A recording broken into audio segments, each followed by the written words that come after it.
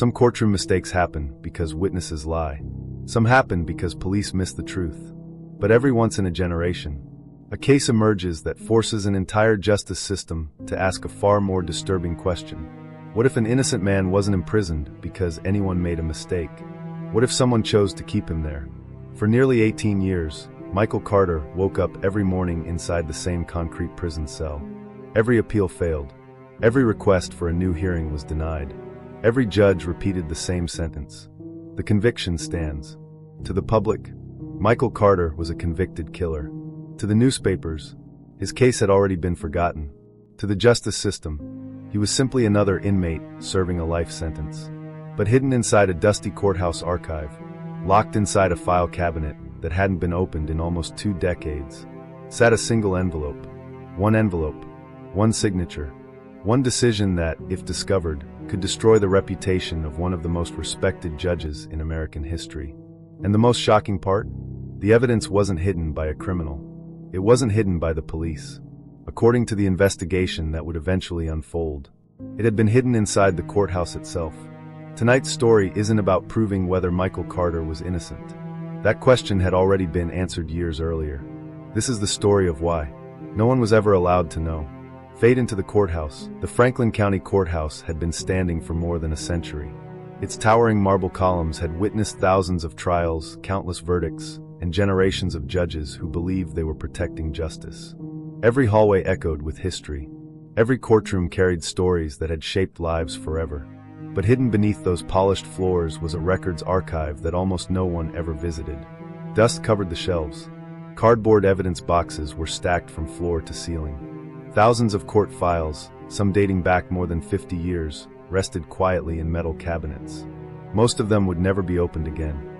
24-year-old Emma Collins had worked at the courthouse for only 3 weeks. She wasn't an investigator. She wasn't a lawyer. She wasn't even part of the criminal division. Her job was simple: retrieve archived court files requested by judges handling civil property disputes. On a quiet Tuesday afternoon, Emma received what appeared to be an ordinary request. Case file, Carter vs. Wilson. She walked into the archive room, unlocked cabinet 14, and searched through hundreds of worn folders arranged alphabetically. But somewhere between faded labels and damaged file tabs, she made a tiny mistake. Instead of removing Carter vs. Wilson, she accidentally pulled State vs. Michael Carter. At first, she didn't notice. The folder was unusually thick. As she carried it toward the records desk, several loose documents slipped from inside and scattered across the floor. Emma sighed softly and knelt to gather the papers. One yellow envelope slid farther than the others, disappearing beneath an old filing cabinet. When she reached underneath to retrieve it, something immediately caught her attention. Across the front, written in bold black ink, were 4 words that didn't belong inside a closed criminal case. Confidential, not filed. Emma frowned. Court records weren't supposed to contain unofficial envelopes. Everything submitted during a criminal trial had to be logged, stamped, and entered into the public record. This envelope had none of those markings. No barcode, no clerk's stamp, no filing date, only a faded signature across the sealed flap. She hesitated. For nearly 30 seconds, she simply stared at it. Every courthouse employee receives the same instruction during training. Never open sealed evidence. Emma slowly placed the envelope back inside the folder. She could have returned the file. She could have forgotten everything. She could have walked away. Instead, one small detail refused to leave her mind. Why would someone place an unfiled confidential envelope inside a case that had already been closed for 18 years? Unable to ignore the question, Emma carried the file upstairs to Senior Records Supervisor Thomas Green, a man who had worked inside the courthouse for almost 35 years. Green looked at the envelope only briefly before his expression changed. His usual calm disappeared. For the first time that day, he looked nervous. "Where did you find this?" Emma explained exactly what had happened. Green quietly closed the office door. He lowered his voice. "You didn't open it?" "No.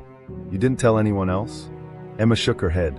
For several long seconds, Green remained silent. Then he whispered something that made Emma's heartbeat quicken. "That envelope shouldn't still be here."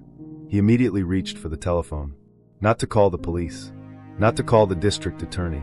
He called the office of retired Judge Harold Whitmore, the very judge who had presided over Michael Carter's murder trial 18 years earlier. Emma watched from across the room as Green spoke quietly into the phone. She couldn't hear every word, but she heard one sentence clearly. Someone found the Carter envelope. The line fell silent. Green slowly lowered the receiver. His face had turned pale. He looked toward Emma. "We're going to pretend this never happened." Those words echoed inside her mind long after she left his office. Pretend it never happened. But some discoveries refused to stay buried. And before the week was over, Emma Collins would make a decision that would place her career, her safety, and perhaps even her future in danger. Because she was about to learn that the courthouse wasn't protecting old paperwork. It was protecting an old secret. That night, the Franklin County Courthouse looked nothing like it did during business hours. The crowded hallways were empty. The echo of hurried footsteps had disappeared. Only the soft hum of fluorescent lights drifted through the silent corridors, interrupted occasionally by the ticking of an old wall clock that seemed louder than it should have been. Emma Collins sat alone inside her apartment, unable to concentrate on anything except the envelope she had discovered earlier that afternoon. She replayed Thomas Green's words over and over in her mind. "We're going to pretend this never happened." The sentence felt wrong, not because it sounded suspicious, because it sounded practiced, as though it had been spoken before. Shortly after 9 o'clock, Emma made a decision she knew could cost her job. She picked up her courthouse identification badge, drove back downtown, and entered through the employee entrance reserved for after-hours staff. The building was almost completely dark. Only emergency lights illuminated the marble hallways. Every footstep echoed against the stone walls as she descended toward the records archive beneath the courthouse. Her hands trembled slightly as she unlocked cabinet 14. The file was still there, exactly where she had left it. She carefully removed the worn folder marked State versus Michael Carter and placed it on a nearby records table. For several seconds, she simply stared at the sealed envelope. Then, with a deep breath, she photographed every side of it before gently opening the flap without damaging the seal. Inside, there was no dramatic confession, no handwritten admission of guilt, no secret witness statement. Instead, Emma found only 3 documents. The first was a laboratory report dated 18 years earlier. Across the top, stamped in red ink, were the words, "Supplemental DNA analysis." Her eyes moved quickly to the conclusion printed near the bottom of the page. DNA recovered from the victim's clothing is inconsistent with Michael Carter. Emma stopped breathing for a moment. She read the sentence again, and again. The report wasn't suggesting uncertainty. It wasn't asking for additional testing. It clearly excluded Michael Carter as the source of the biological evidence. If this report had been presented during trial, the entire prosecution would have changed. The second document was even stranger. It was a memorandum written by the lead prosecutor just 2 weeks before trial. The supplemental laboratory findings introduce reasonable doubt regarding the defendant's direct involvement. Recommend immediate review before proceeding. Emma slowly lowered the page. Someone inside the prosecution had already known. Before the jury had ever been selected. Before opening statements. Before a single witness testified. The doubt already existed. Only one document remained. It was folded separately from the others. A single-page letter bearing the official letterhead of the Franklin County Superior Court. No court stamp. No filing number. Only one signature. Judge Harold Whitmore. Emma unfolded the paper carefully. The letter contained only a few short paragraphs, but each sentence felt heavier than the last. The supplemental laboratory report shall not be entered into the official trial record at this time. Its admission may unnecessarily confuse the jury, while additional evidentiary matters remain unresolved. This correspondence is to remain confidential until further judicial review. There was no later review, no additional hearing, no amended court record, nothing. The envelope had simply been hidden. For 18 years. Emma stared at the signature in disbelief. She wasn't reading an allegation. She was reading an official order. The DNA report had existed before Michael Carter's trial. The prosecution had questioned the case. The judge had instructed that the report remain outside the official record. And then, an innocent man disappeared into prison. Emma's heart pounded as she carefully photographed every page with her phone. She knew these images might become the most important evidence she would ever handle. But just as she slipped the documents back into the envelope, a sound echoed through the archive. A door closed somewhere above. Then footsteps. Slow, heavy, deliberate. Someone else was inside the courthouse. Emma quickly switched off the archive light. The room fell into darkness. She held her breath. The footsteps grew louder. Closer. Closer still. Then, they stopped directly outside the archive door. A key slid into the lock. For one terrifying moment, Emma Collins couldn't move. The archive room was completely dark. Only a thin strip of pale light slipped beneath the heavy wooden door, stretching across the concrete floor like a silent warning. The key turned slowly. Once. Then twice. The metal lock clicked open. Emma instinctively stepped backward, pressing herself against the tallest filing cabinet she could find. Her breathing became shallow. One hand clutched the confidential envelope beneath her jacket. The other covered her mouth, desperate to silence every nervous breath. The door creaked open. An older man entered carrying a small flashlight. He wasn't wearing a police uniform. He wasn't dressed like courthouse security. Instead, he wore a dark overcoat and leather gloves, moving through the archive with the confidence of someone who had walked these aisles many times before. Emma recognized him immediately. Thomas Green, the senior records supervisor. The same man who had looked frightened that afternoon. The same man who had quietly told her to forget everything she had seen. Now she understood why. Green didn't hesitate. He walked directly toward Cabinet 14. Not Cabinet 13. Not Cabinet 15. Straight to the exact drawer that held Michael Carter's case. As if he already knew where every document had been hidden. Emma felt a chill run down her spine. This wasn't a random inspection. He had come for one file. Green unlocked the cabinet and quickly searched through the folders. Within seconds, his movements became frantic. He pulled files from the shelf one after another, placing them on the floor. Then he whispered something under his breath. No, it can't be gone. His flashlight swept across the archive room. Emma remained perfectly still. Green checked the evidence register, then the records table, then the empty drawer again. His breathing grew heavier. He reached into his coat pocket and removed an old flip phone. His voice was barely above a whisper. Judge. Someone opened the Carter file. Emma's heart nearly stopped. There was only one Judge Green could possibly mean. Harold Whitmore. Even after retiring years earlier, he was still being contacted about Michael Carter's case. Emma listened carefully. Green nodded several times while the voice on the other end spoke. Finally, he answered quietly. Yes. I'll find whoever has it. He ended the call. For several long seconds, he simply stood there in complete silence. Then something unexpected happened. Instead of leaving, he walked toward the archive security panel mounted beside the entrance. Emma watched him enter a maintenance code. The small screen flashed. Archive camera footage, delete. Green pressed yes. A loading bar slowly filled across the screen. 5%, 20%, 40%. Within less than 30 seconds, every security recording from that evening had disappeared. Emma stared in disbelief. He wasn't covering up a mistake. He was erasing evidence. Green quietly collected the scattered files, returned them to the cabinet, and switched off his flashlight. Before leaving, he looked around the archive one final time. For one horrifying second, his flashlight beam stopped only a few feet away from where Emma stood hidden behind the shelving. She held her breath. The silence felt endless. Then the light moved away. The door closed. The lock clicked. Emma waited another full minute before daring to move. Her knees felt weak. Her hands trembled uncontrollably. She wasn't just holding confidential documents anymore. She was carrying proof that someone inside the courthouse had actively tried to erase the truth. As she hurried toward the employee exit, one thought refused to leave her mind.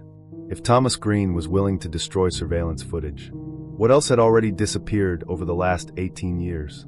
Outside, rain had begun to fall across the courthouse steps.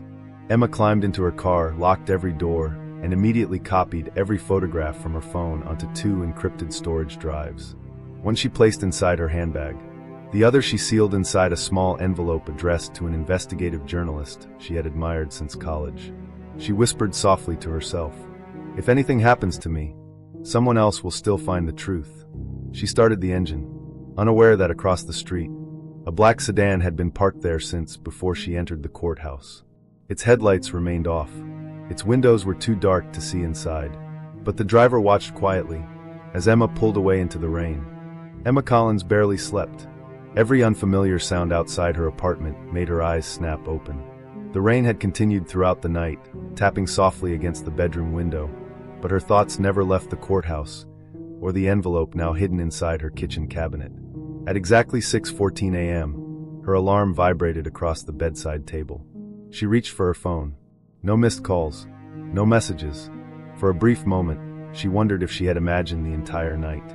Perhaps Thomas Green had only panicked because of an old administrative error. Perhaps the hidden documents would simply be reviewed by another judge. Perhaps she had nothing to fear. That illusion lasted less than 30 seconds. As she walked toward the kitchen, she stopped. The cabinet door was open. She was certain she had closed it before going to bed. She looked down. Broken glass glittered across the floor beneath the rear kitchen window. Someone had forced their way inside. Emma's pulse accelerated. She slowly stepped backward without touching anything. The living room had been searched. Cushions lay overturned. Books had been pulled from the shelves. Desk drawers had been emptied onto the floor. Yet something immediately felt strange. The television was still there. Her laptop remained untouched. Cash sat inside a ceramic bowl near the hallway. Nothing valuable had been stolen. This wasn't a burglary. It was a search. Emma hurried to the kitchen cabinet. Her hands trembled as she reached behind a stack of unopened coffee tins. The envelope was gone. For one crushing second, she couldn't breathe. Then she remembered. Just hours earlier, while sitting inside her car, she had copied every photograph onto 2 encrypted memory drives. The envelope contained the original documents, but the digital copies were somewhere else. She rushed upstairs and pulled a small travel bag from the top shelf of her wardrobe. Hidden inside an old first aid kit, the second memory drive remained exactly where she had left it. Emma closed her eyes in relief. Whoever had broken into her apartment believed they had recovered every piece of evidence.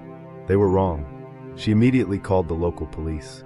Within 20 minutes, officers began photographing the damaged window and collecting fingerprints. Detective Ryan Mitchell led the investigation. He examined the apartment carefully before asking the obvious question. "Do you know why someone would target you?" Emma hesitated. She could tell him everything. The hidden file, the confidential envelope, Judge Whitmore, Thomas Green. But she had no proof that Detective Mitchell wasn't connected to the same courthouse system. If the secret had survived 18 years, how many people already knew about it? "I don't know," she answered quietly. Mitchell nodded, but his expression suggested he wasn't convinced. As forensic technicians continued their work, Emma noticed something unusual near the broken window. A single muddy shoe print. Large, deep. The sole carried a distinctive pattern, a worn 5-point star inside a circle. She quickly photographed it before anyone stepped across it. Hours later, after police left, Emma drove to a quiet neighborhood cafe several miles outside the city. There, sitting alone near the back window, waited Olivia Grant, an investigative journalist whose reporting had exposed political corruption, police misconduct, and judicial scandals across 3 different states. Emma placed the encrypted memory drive onto the table. Olivia didn't touch it immediately. Instead, she studied Emma's face. "You look terrified." Emma gave a faint, exhausted smile. "I think someone hid evidence." Olivia remained silent. Emma took a slow breath. "I think someone has been hiding it for 18 years. That sentence changed everything. Olivia finally picked up the memory drive. If what's on this device is real, it won't just reopen a murder case. It could destroy an entire judicial legacy. Outside the cafe window, neither woman noticed the same black sedan slowly roll past. It didn't stop. It didn't slow down. It simply continued toward the next intersection, following at a distance, waiting, watching, because someone else already knew. The evidence had survived. 48 hours later, the story no one was supposed to read appeared online at exactly 8 a.m. There were no dramatic headlines, no sensational accusations, only one carefully researched investigation published by journalist Olivia Grant. Its title was simple. Did a hidden court file keep an innocent man behind bars? Within the first hour, almost no one noticed. A few hundred readers, a handful of comments. One local attorney shared it on social media. Then something unexpected happened. A retired forensic scientist recognized the laboratory report reproduced in the article. He had worked for the Franklin State Crime Laboratory 18 years earlier. Looking at the faded document on his computer screen, he immediately recognized the report number. His hands froze above the keyboard. He remembered writing that report, and he remembered exactly what happened after submitting it. The following morning, someone from the courthouse called, not to ask questions, not to request additional testing, only to confirm one instruction. The report is no longer needed. At the time, he assumed prosecutors had reached a plea agreement. He never imagined the document had simply vanished. Now, 18 years later, it had suddenly reappeared. He immediately contacted Olivia Grant. Within hours, she had something even stronger than anonymous documents. She had the testimony of the scientist who created them. By lunchtime, regional news stations had begun reporting the story. Legal commentators debated whether Michael Carter deserved a new hearing. Former prosecutors appeared on television calling the allegations deeply troubling. For the first time in nearly 2 decades, the public started asking the same question: what really happened inside Judge Harold Whitmore's courtroom? Inside the courthouse, the atmosphere changed instantly. Conversations stopped whenever someone entered a room. Clerks whispered in hallways. Court administrators avoided reporters waiting outside the building. Every phone seemed to ring at once. Emergency meetings were scheduled behind closed doors. Emma Collins watched everything unfold from a distance. She hadn't spoken publicly. No one outside Olivia knew she had found the hidden envelope. That anonymity gave her one small advantage. She could still observe, but not everyone remained silent. At 3:17 p.m., retired Judge Harold Whitmore released a short written statement. I categorically deny any allegation of misconduct. Any suggestion that evidence was intentionally withheld is completely false. The judicial record speaks for itself. To many people, the statement sounded confident. To Olivia Grant, something felt wrong. The judge never denied the documents existed. He never denied signing the letter. He only denied wrongdoing. There was a difference, a very important difference. Late that evening, Olivia received another phone call. The caller refused to identify himself. His voice was distorted. I worked in that courthouse. I've stayed quiet for 18 years. But after reading your article, I can't do it anymore. Olivia remained silent. The man continued. The DNA report wasn't the only document removed. There were others. Her heartbeat quickened. What others? The caller hesitated, then quietly replied. There was a witness the jury never heard. The line went dead. Olivia stared at her phone. If the anonymous caller was telling the truth, the hidden envelope wasn't the entire cover-up. It was only the beginning. Meanwhile, less than 2 miles away, Judge Harold Whitmore sat alone inside his study. Stacks of legal books surrounded him. His television silently replayed news coverage of the investigation. His hands rested motionless on the arms of his chair. For nearly 5 minutes, he never looked away from the screen. Finally, he reached toward the telephone, slowly dialed a familiar number. When the person answered, Whitmore spoke only one sentence. Find the second file. Before they do. Then he hung up. Across town, Emma Collins had no idea another missing file even existed. But by sunrise, she would discover that someone had already broken into the courthouse again. This time, nothing would be stolen, because someone had come back to destroy what remained. The first emergency call reached the Franklin Fire Department at 4:42 a.m. The dispatcher's voice was calm, but the message was alarming. Smoke has been reported inside the basement archives of the Franklin County Courthouse. Within minutes, fire engines surrounded the historic building. Flashing red lights reflected across the rain-soaked courthouse steps as firefighters rushed inside wearing breathing equipment. Fortunately, the fire was small. Too small. It hadn't spread through the building. It hadn't reached the courtrooms. It hadn't even damaged the electrical system. Instead, the flames had started in one very specific corner of the archive room, exactly where the oldest criminal case files were stored. Fire investigators immediately found something unusual. The blaze hadn't started because of faulty wiring, nor had it been caused by an accident. A chemical accelerant had been poured across 3 filing cabinets before someone lit the fire. Whoever did it wasn't trying to burn down the courthouse. They were trying to destroy documents. As investigators searched through the smoke-blackened shelves, one firefighter called for his captain. Buried beneath layers of burned paper, they discovered that Cabinet 14 had been forced open before the fire began. Its lock had been broken from the inside. Several folders were missing entirely. One of those missing files was State versus Michael Carter. By sunrise, news helicopters circled above the courthouse. Every major television station interrupted its morning programming. The headlines spread rapidly across the country. Evidence archive fire raises questions in wrongful conviction investigation. Public confidence began to crack. Social media exploded with speculation. Former prosecutors demanded an independent inquiry.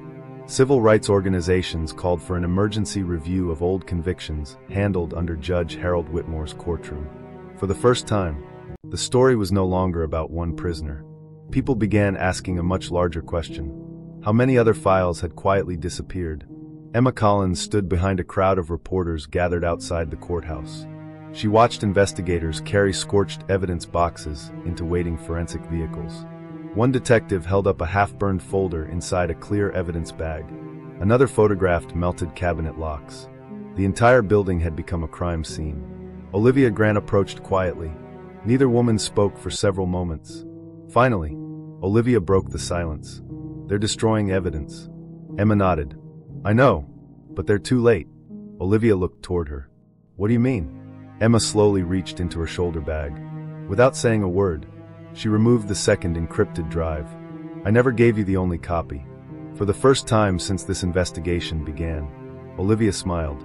Not because the danger had passed, because someone had finally stayed one step ahead. Later that afternoon, state investigators officially announced the formation of a special Judicial Integrity Task Force. Its mission was clear: review every document connected to Michael Carter's conviction, audit every evidence log, interview every surviving member of the prosecution team, and determine whether criminal misconduct had occurred inside the courthouse itself. The announcement sent shockwaves through Franklin County. Retired employees suddenly refused interviews.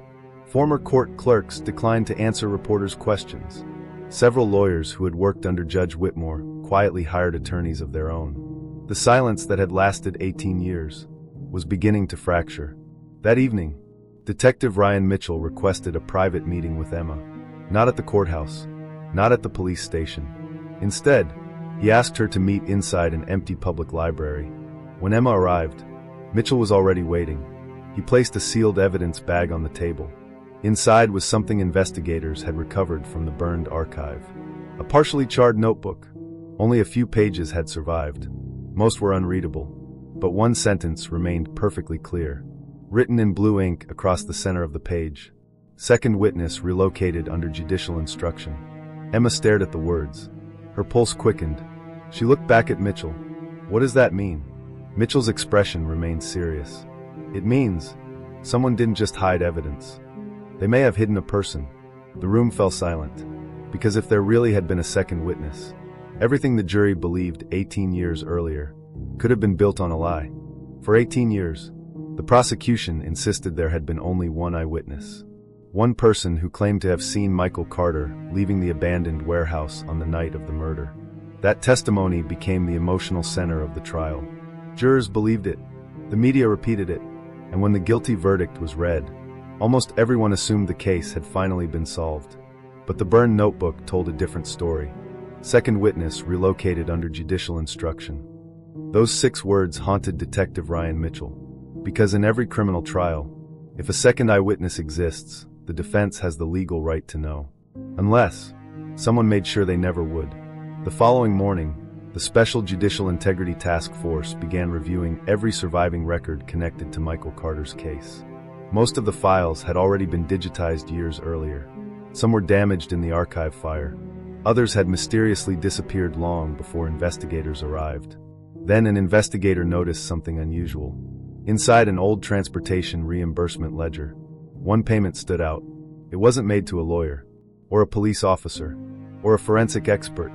Instead, 18 years earlier, the courthouse had approved a confidential relocation payment to someone identified only as Witness B. No name, no address, no explanation.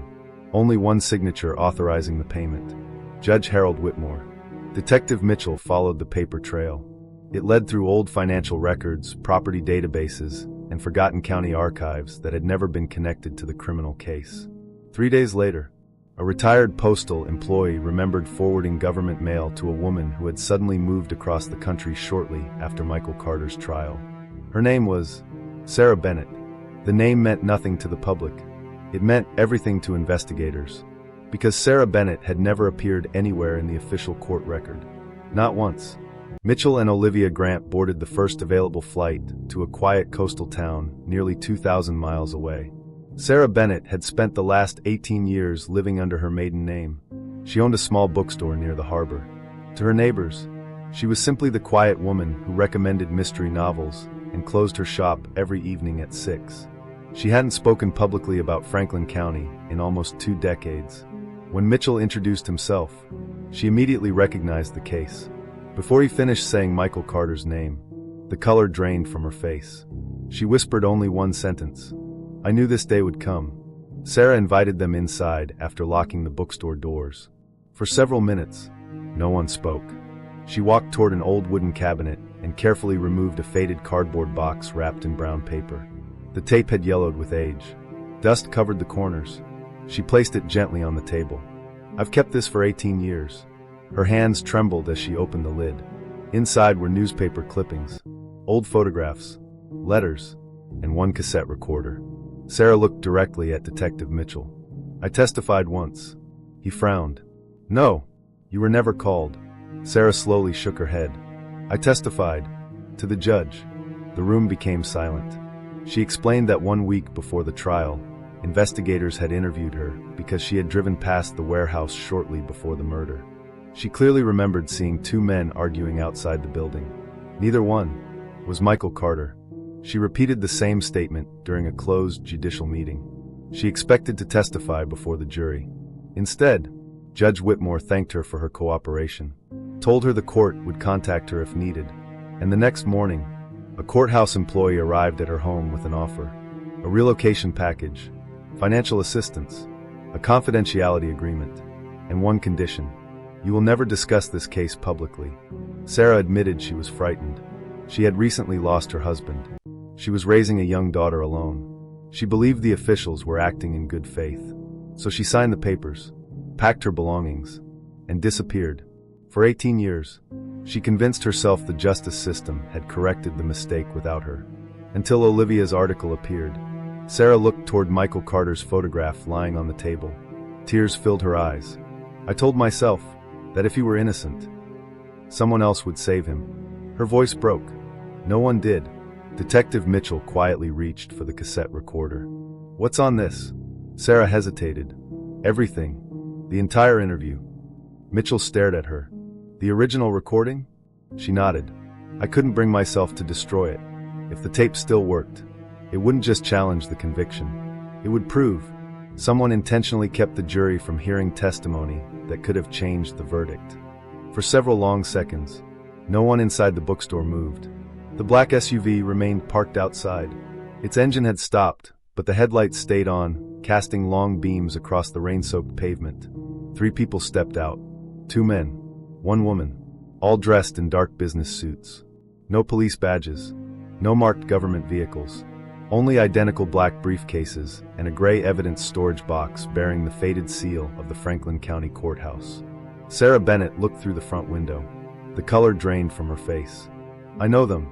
Olivia immediately turned. "Who are they?" Sarah swallowed hard. "They worked at the courthouse. They were never investigators. They were fixers." The word hung in the air. Fixers. Not people who solve problems. People who made problems disappear. Detective Ryan Mitchell quietly drew the blinds across the bookstore windows. He lowered his voice. "No one says another word until I hear what they want." A knock echoed through the shop. Calm. Deliberate. 3 slow knocks. Then silence. Another knock. This time louder. Sarah's hands began to shake. Mitchell approached the locked door, but didn't open it. "Can I help you?" The older man outside smiled politely. "We're here on behalf of the Franklin County Historical Records Office. We understand Miss Bennett may still possess court property." Mitchell's eyes narrowed. "Court property?" "The original interview recording." Olivia's heartbeat quickened. They knew. Someone had told them. The older man continued speaking through the glass. "We'd simply like to recover it. No questions. No paperwork. No publicity." Mitchell answered without hesitation. "Come back with a warrant." The smile disappeared from the man's face. For several seconds, no one spoke. Then the 3 visitors quietly returned to their SUV and drove away. No threats. No arguments. No raised voices, which somehow made the entire encounter even more unsettling. As soon as the vehicle disappeared around the corner, Mitchell locked every entrance. He carefully picked up the cassette recorder from the table. It was old. Its plastic casing had faded. A strip of masking tape covered the front. Written across it in blue ink were only 4 words. Interview Sarah Bennett. Confidential. He placed the cassette inside a portable evidence player. The motor clicked. The tape began turning. Static filled the room. Then, a familiar voice emerged. Interview conducted on May 14th. Franklin County Superior Court. A male investigator asked the first question. State your name for the record. Sarah Bennett. Were you present near the Riverside warehouse on the evening of October 11th? Yes. What did you observe? Sarah's recorded voice answered calmly. I saw 2 men arguing. Can you identify either man? No. Was Michael Carter one of them? There was a pause. Then came the sentence that froze everyone inside the bookstore. No. I had already met Michael Carter earlier that afternoon. The man outside the warehouse wasn't him. Mitchell slowly lowered his head. Olivia covered her mouth.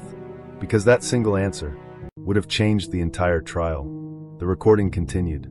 The investigator asked another question. Did anyone ask you to change your statement? Sarah hesitated, then quietly replied.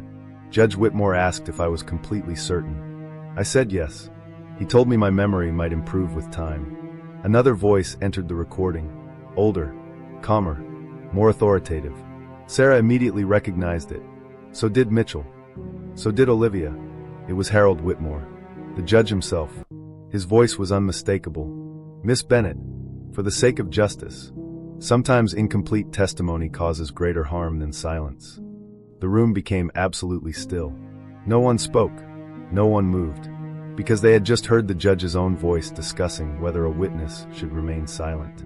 It wasn't proof of criminal intent, but it was a piece of evidence investigators had never known existed. Mitchell immediately removed the cassette.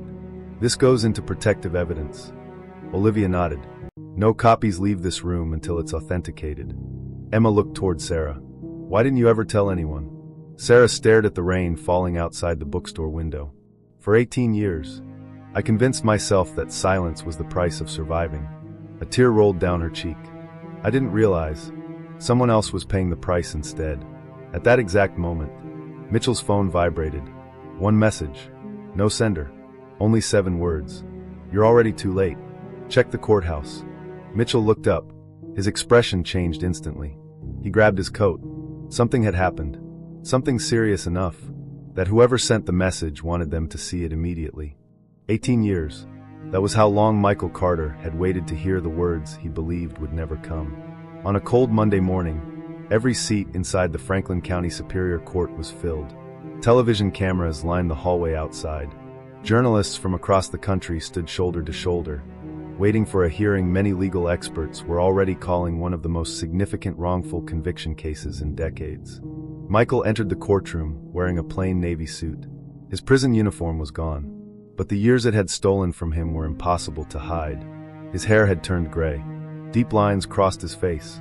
His daughter, only 3 years old when he was arrested, now sat in the front row as an adult. For 18 years, they had spoken through prison glass. Today, for the first time, she would watch her father fight for his freedom without a barrier between them. Across the courtroom, the chair once occupied by Judge Harold Whitmore remained empty. 3 weeks earlier, he had announced his retirement from public life. 2 days later, he disappeared. His home stood vacant. His office had been cleared. His attorney informed investigators that Whitmore would not appear, citing medical reasons. To many observers, it looked like an ending, but investigators believed it was only another chapter in a much larger story. The Special Judicial Integrity Task Force presented its findings. One by one, the evidence appeared on courtroom screens.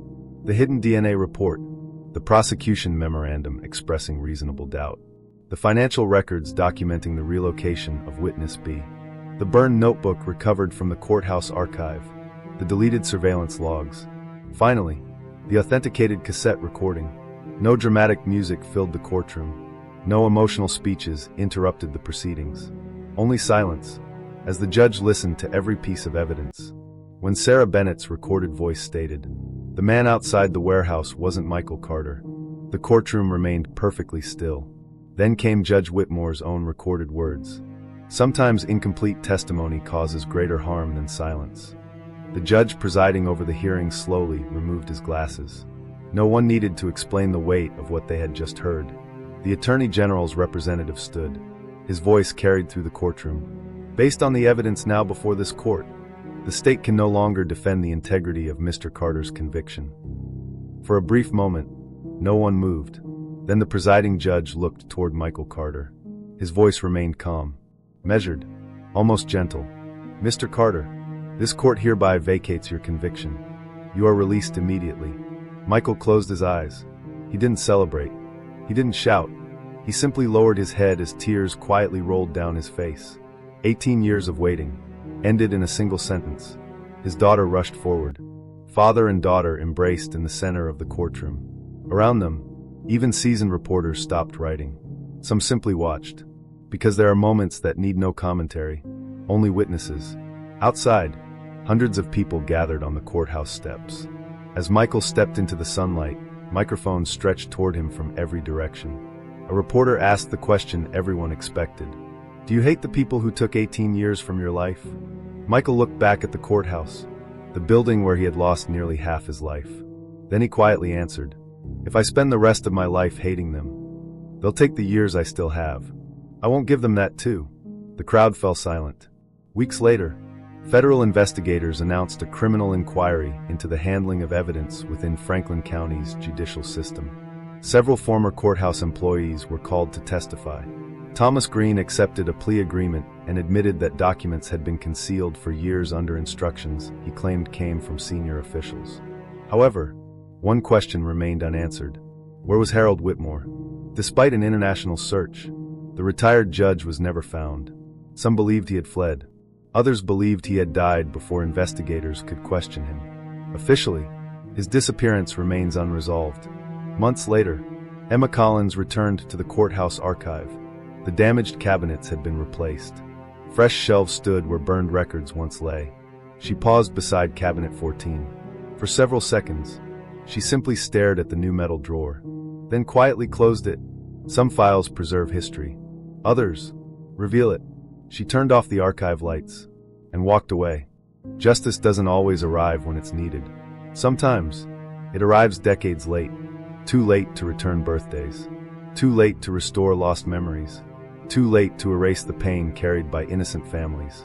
But every hidden document eventually asks the same question. Not whether the truth exists, but whether someone is willing to uncover it. And sometimes, all it takes is one person willing to open the file everyone else was told to leave closed. 3 months later, the Franklin County investigation was officially closed. Michael Carter was free. The courthouse had been rebuilt. The headlines disappeared. The television crews moved on. To the world, the story was over. But not everyone believed that. Late one evening, Emma Collins received an unmarked envelope at her apartment. No return address. No postage stamp. Someone had delivered it by hand. Inside, there was only a single photograph. It showed Judge Harold Whitmore standing beside 3 unidentified men outside the courthouse nearly 20 years earlier. Nothing unusual, until Emma turned the photograph over. Written on the back, in faded blue ink, were 6 words. This wasn't the first time. Emma's heartbeat quickened. Beneath the sentence, someone had written 4 case numbers. Each one belonged to a different murder conviction. Each one had been presided over by the same judge. Emma slowly looked toward the courthouse skyline outside her apartment window. If those numbers were real, Michael Carter hadn't been the only innocent person. He had simply been the first one they found. She quietly folded the photograph, reached for her phone, and dialed Olivia Grant. Before Olivia could even say hello, Emma spoke just one sentence. We need to reopen 4 more cases. The screen faded to black.